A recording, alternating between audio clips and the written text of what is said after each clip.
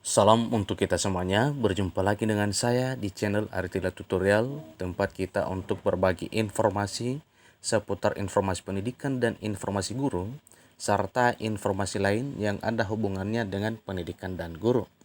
Pada kesempatan ini, saya menyapa seluruh Bapak Ibu guru honorer yang sedang menantikan pelaksanaan seleksi P3K Tahap 3, yang mana seleksi P3K Tahap 3 ini merupakan peluang emas untuk para honorer menjadi ASN P3K atau menjadi aparatur sipil negara, pegawai pemerintah dengan perjanjian kerja. Bapak Ibu, simak videonya, jangan ketinggalan informasi, dan dukung channel ini dengan cara like dan subscribe, share dan komen, serta nyalakan tombol notifikasinya supaya semua informasi yang disalurkan melalui channel ini selalu update di layar Bapak Ibu. Langsung pada informasinya. Pada pelaksanaan P3K Guru Tahap 3 tahun 2022 ini, cukup memprioritaskan guru honorer yang belum mendapatkan formasi dan tidak lolos di tahap 1 dan tahap 2. Akan tetapi, perlu diketahui pada P3K Guru Tahap 3 ini justru terdapat nilai plus bagi guru honorer. Hal tersebut berdasarkan Permenpan RB nomor 28 tahun 2021, bahwasannya seleksi kompetensi P3K Tahap 3 akan tetap dilaksanakan. Pada pasal 27 yang ada di peraturan tersebut, dapat diketahui nilai plus yang bisa didapatkan guru honorer dalam menjadi ASN P3K. Hal pertama yang perlu diketahui yaitu untuk mendaftar di seleksi P3K Tahap 3 terdapat kriteria pelamar.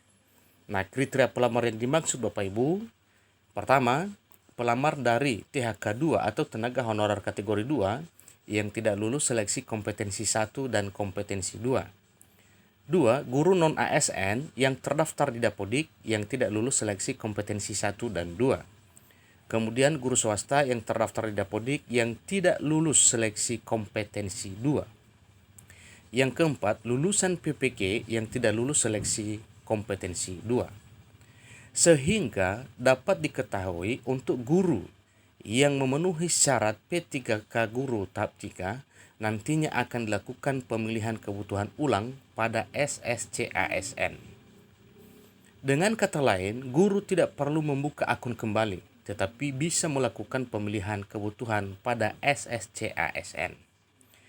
Salah satu nilai plus pada seleksi P3K Tahap 3 terdapat di poin ketiga.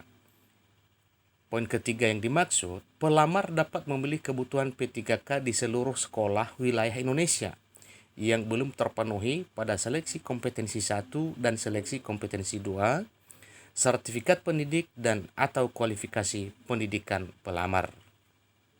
Tentunya hal tersebut menjadi kabar gembira bagi guru. Ketika Anda mengikuti seleksi P3K Tahap 3, maka salah satu nilai plus yang didapatkan yaitu bisa memilih sekolah dari seluruh wilayah atau bisa memonitor kebutuhan formasi dari berbagai wilayah.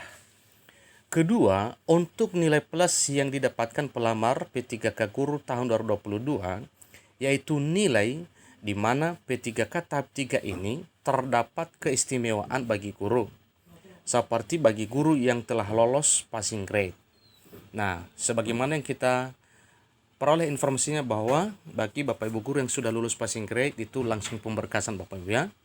Itu hanya simbol seleksi P3K Tahap 3 karena mereka langsung verifikasi validasi data ya, karena hanya lintas untuk memilih formasi saja. Mereka sudah dianggap lulus dan tidak ikut tes lagi.